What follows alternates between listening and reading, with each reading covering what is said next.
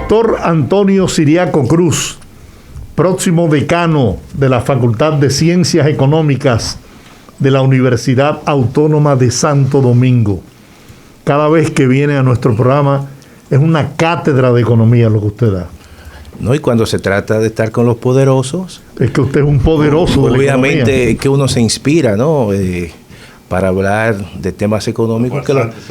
Que los temas económicos son temas básicamente que hay que traducírselo a la gente para que la gente lo comprenda. Muchas veces nosotros los economistas, ¿verdad?, siempre utilizamos un lenguaje, una jerga, que en cierta manera la gente común y corriente se queda un tanto, ¿verdad?, confundido o no lo entiende. Pero la idea es que en este espacio que ustedes gentilmente me han brindado, nosotros presentemos a los radioescuchas economía como si fuese en su casa, al detalle.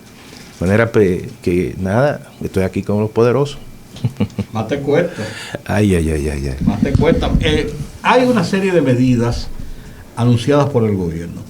Unas son las medidas de austeridad, que montan un paquete significativo de acciones y de inversiones del gobierno.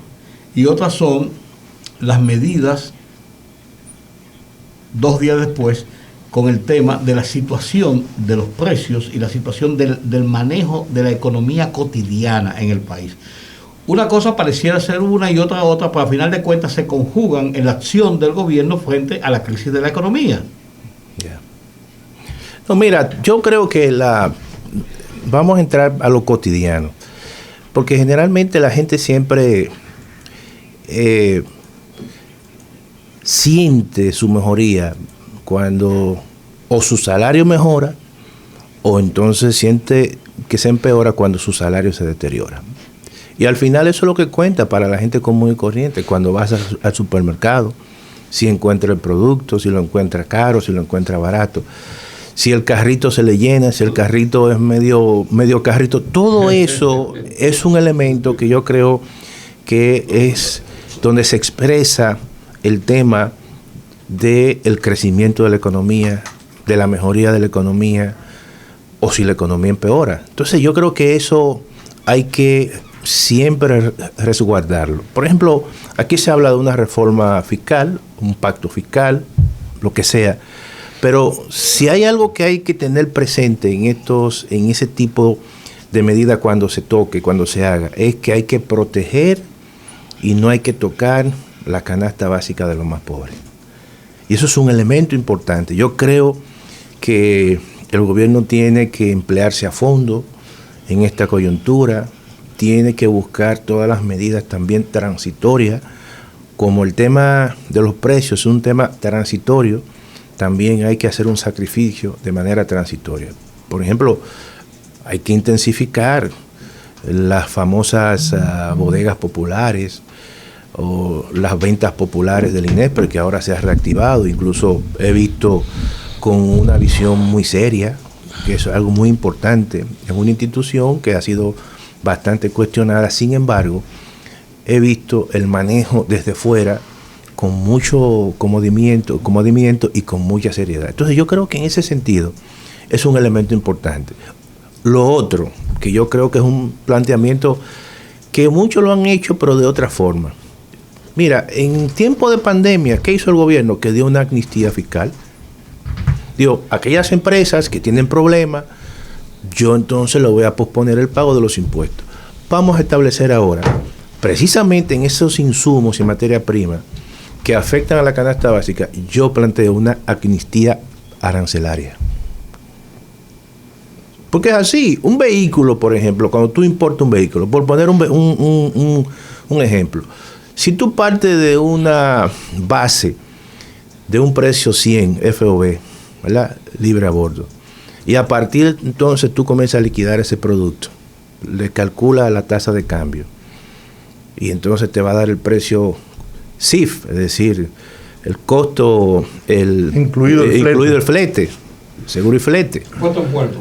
Entonces ahí tú le sumas, a partir de ahí ¿cuánto paga? Paga un 18% de ITEVI, paga un 17% de placa, paga un 10% de selectivo. Entonces tú dices, bueno, pero espérate, déjame yo, si el vehículo es, por poner un ejemplo, que no es el caso, es un bien importante, un bien que es demandado, vamos a decir, o forma parte de la canasta básica, vamos entonces a darle a esas personas ya bien identificadas, a esos sectores, una amnistía por esos impuestos. Y eso es muy fácil. El gobierno, ¿qué va a hacer el gobierno? ¿Qué va a recibir menos fondos? Como pasó también con la crisis, en plena crisis del 2020. Pero en esa teoría que usted plantea, doctor.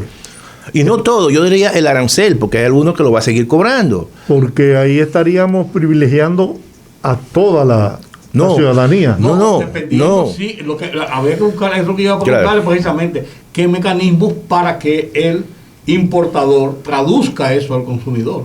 No, se supone. Esa es la garantía que tiene que haber. Claro. Si no se queda en un sector. Claro. Todo eso hay que identificarlo. Me imagino que esos importadores, esos sectores se identifican bien, esos sectores incluso pagan impuestos, esos sectores tienen su RNC, esos sectores pagan en la DGI. Todo eso yo creo que el Estado tiene mecanismos para identificar esos sectores. Lo importante es que transitoriamente esos bienes y esos precios no se trasladen al consumidor final, porque al final el consumidor final no va a pensar en otra cosa, sino que los precios están altos. Eso tiene un impacto político muy fuerte. Pero, Juan, en la crisis del año 2008-2009, que ocurrió posteriormente una especie de incremento en los commodities, aquí se beneficiaron a sectores y se le dieron facilidades a sectores. Entonces yo creo que eso ahora se puede identificar claramente, y eso, ¿verdad? Porque no es a todos los productos. Se supone que son a insumos que tienen incidencia en productos importantes de la canasta básica. O sea, que no aumente el precio del arroz, que no aumente el precio del pollo, que no aumente el precio de la carne de cerdo. Pero el presidente emitió un decreto recientemente, y yo me dio a conocer esta mañana lo que dice, por ejemplo, José Rijos. Sí. Dice: el gobierno se ahorra más de 8.28 millones en reducción de viáticos, asesoría y otros gastos. Sobre el tema del decreto del presidente y las medidas que buscan justamente racionalizar el gasto, que busca no dejar de gastar bien, como dice Vicky Sarah Hatton. ¿Qué opinión tú tienes sobre las medidas adoptadas por el presidente de la República? No, yo pienso que eso es correcto. Es más, eso tiene que ser... Se marca dentro de todo esto. Y déjame decirte, y mira, el tema de la eficiencia del gasto y del uso de manera eficiente de las partidas presupuestarias, es decir, tiene que ser una especie de un axioma, tiene que ser una actuación permanente en la ejecución del presupuesto en la República Dominicana. Porque de lo que se trata es sencillamente de que las instituciones públicas, las direcciones generales, los ministerios, ejecuten partidas, básicamente, que sean partidas que tengan un alto impacto y que sean de alta productividad para la economía.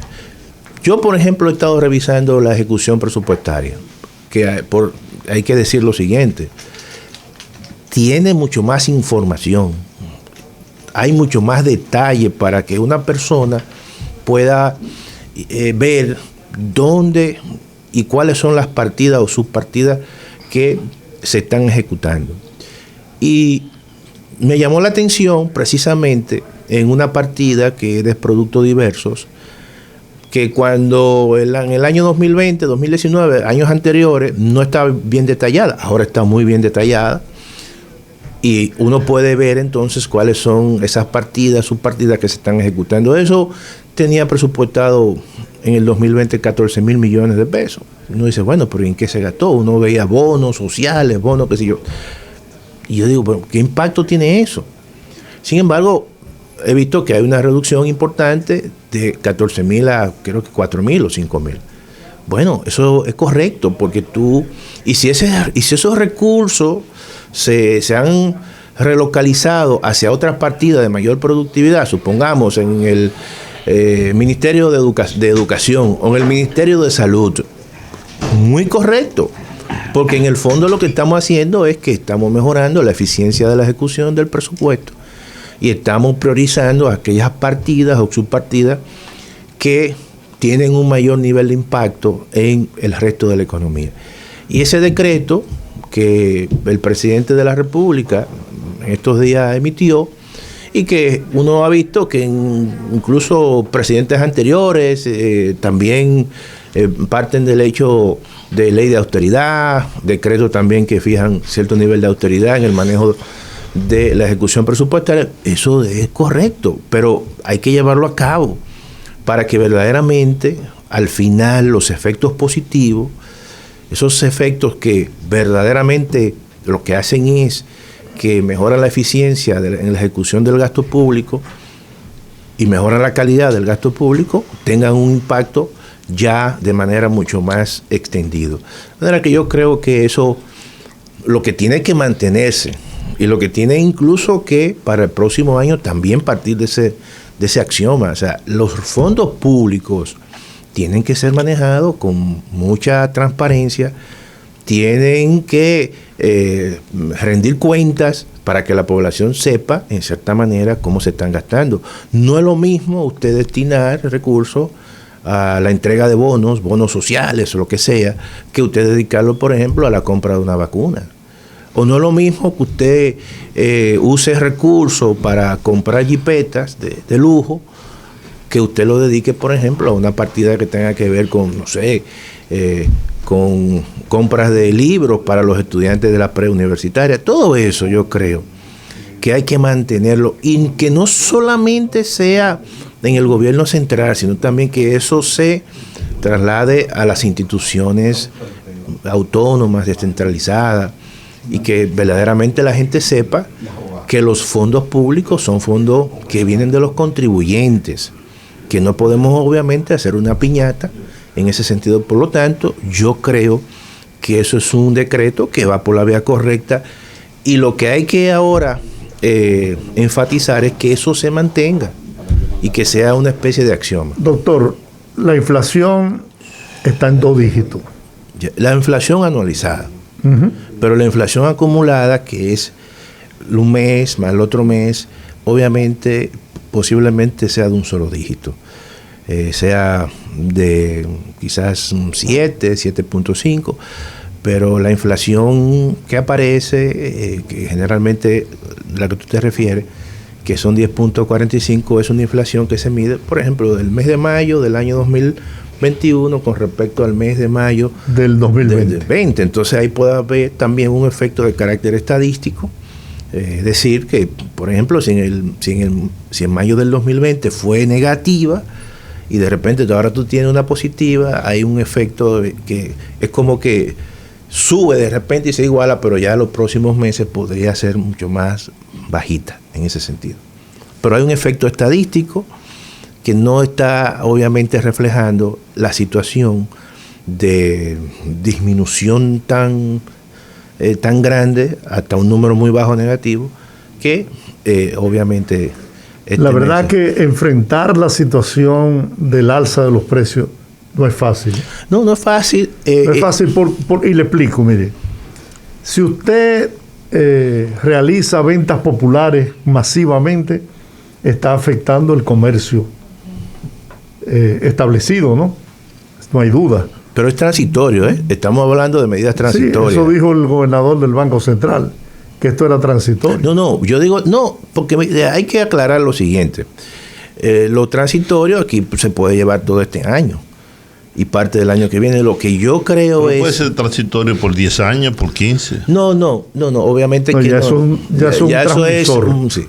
Pero estamos hablando de meses que podría, incluso los estudios que se han hecho a nivel internacional, se habla de una especie de un superciclo de alcista en las materias primas que se puede prolongar todo este año y parte del año que viene.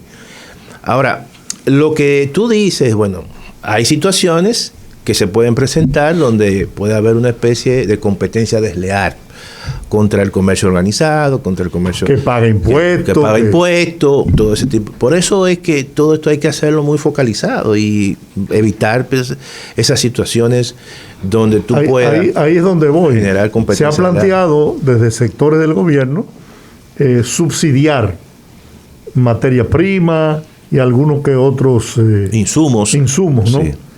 Entonces, ¿por cuál usted se decidiría de las dos? No, yo realmente desde mi punto de vista hay que atacarlo en varios frentes. Y en primer lugar yo establecería una especie de amnistías arancelarias, bajo aranceles. Elimino aranceles durante un tiempo y focalizo las ventas populares. Básicamente eso yo creo que no va... Pero eso va a implicar más endeudamiento. Bueno, pero durante el gobierno de Hipólito Mejía, pero oye bien, se emplearon los camiones y los mercados populares en varios lugares, en varios sectores, varios barrios. No, o mercados. Tú puedes establecer mercados populares en el sentido siguiente. Por ejemplo, y es una ayuda incluso al productor. Tú te sacrificas, le paga al productor el transporte, le cubre la logística, ellos pueden venir 2 veces a la semana en lugares muy particulares y la gente se abastece. No creo que eso va a establecer una competencia desleal, porque yo te voy a decir una cosa.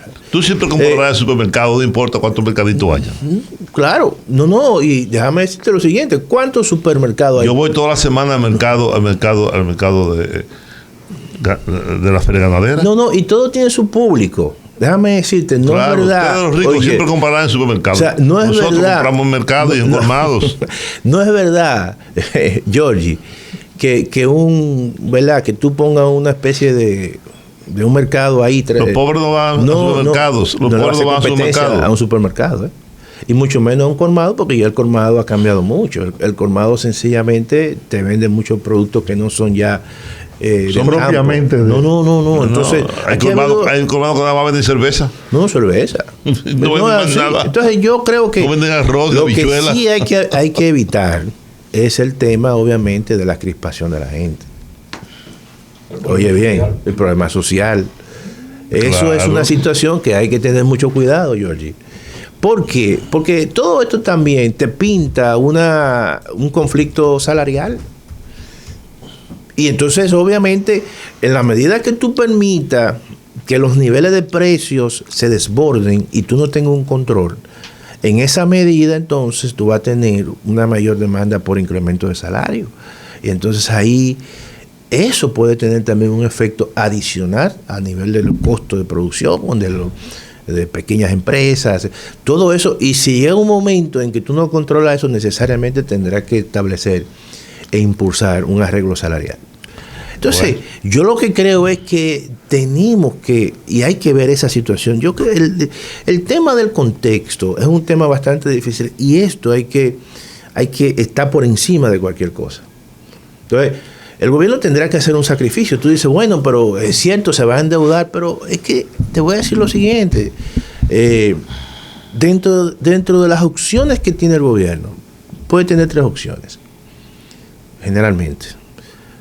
Aumento de impuestos, pero bueno, uno observa costo político y beneficio político. Segundo, incremento moderado del endeudamiento.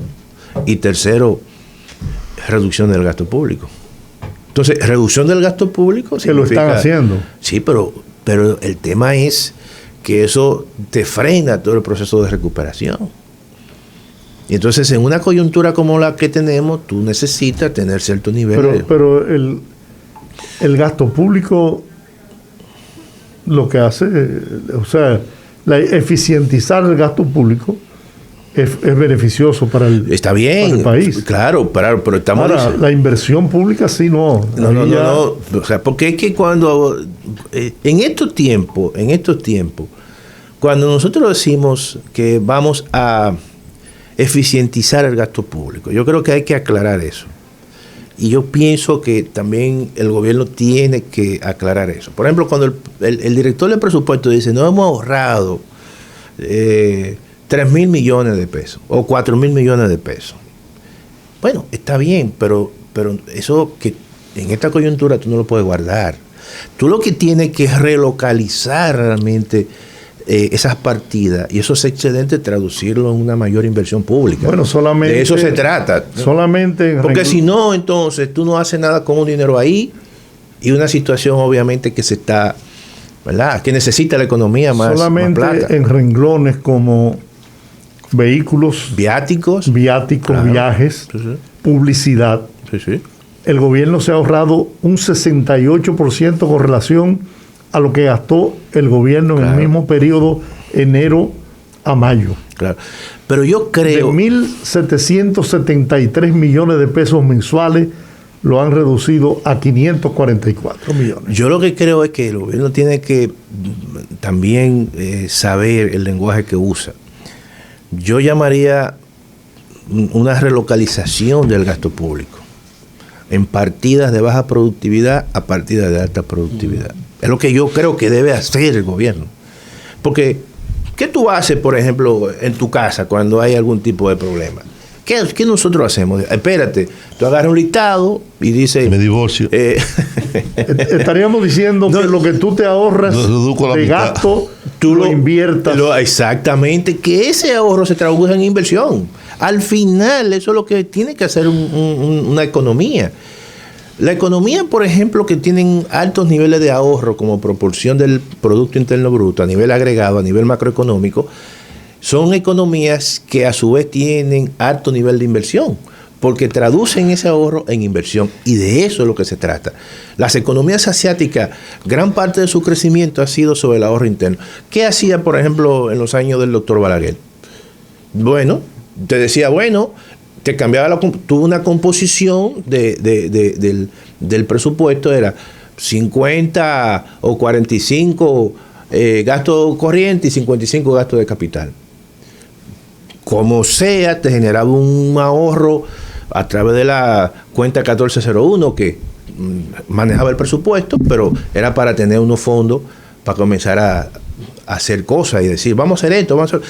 Y eso, obviamente, de lo que se trata ahora es que ese ahorro que dice y que se presenta en la ejecución presupuestaria se traduzca en inversión, porque el gobierno eso implica una eficiencia. Te está quitando partidas ahí que no hacen nada, que son de baja productividad, viáticos y una serie de productos diversos, se ahorra, reduce publicidad, y entonces ahora vamos a invertir ese dinero. Bueno. Eso es lo pienso. Ahora, dependiendo del renglón que sea, porque por ejemplo, en las distribuidoras de electricidad, en la compra de 175,000 medidores, hubo un ahorro, porque se le compró directo al fabricante, de 1.100 millones de pesos. Entonces ese ahorro, me imagino que tiene que ser, ¿verdad? Si lo guardan en un sitio... No, es que... la misma cantidad para este año, si no está presupuestado, no es un ahorro. No. Lo que pasa es lo siguiente, que eso lo que hace es disminuir la corrupción. Ese ahorro se iba, ese dinero que se pagaba de más, se iba en corrupción. No, pero yo me pregunto, ahora... Yo entiendo eso. Lo que yo quiero decir es lo siguiente. Tú te ahorras, si tú tienes presupuestado para este año, claro, hacer la inversión de 100 millones, sí, por ejemplo, y tú, eso que tú tienes ahorrado para eso, tú lo consigues en 80, te ahorraste 20. Pero hay que ver, pues tú no te ahorras en proporción de lo que tú gastaste. Eso ya es un claro. Como estoy diciendo, claro. ¿qué presupuesto había este año para invertir en esa cantidad que es lo que tú te estás ahorrando? Ahí sí, cuando estamos hablando económicamente, ese ahorro. Lo otro es corrupción, estamos claros. No, lo que pasa es que lo que dice... eso lo que va es a disminuir las pérdidas. No, está bien, pero lo que dice Rudy es que tú en la ejecución te ahorra un componente, o sea, una cantidad de recursos importantes, pero tú no tienes proyectado la inversión que tú vas a hacer con ese ahorro, porque eso va a la base de una dinámica. Entonces, sobre esa base, entonces, ya uno, para el presupuesto que viene, ya uno tiene un componente que lo libera y tú dices, bueno, yo esta parte lo puedo entonces presupuestar para un gasto de inversión para las sedes. Eso en este caso es reducir las pérdidas. Las pérdidas.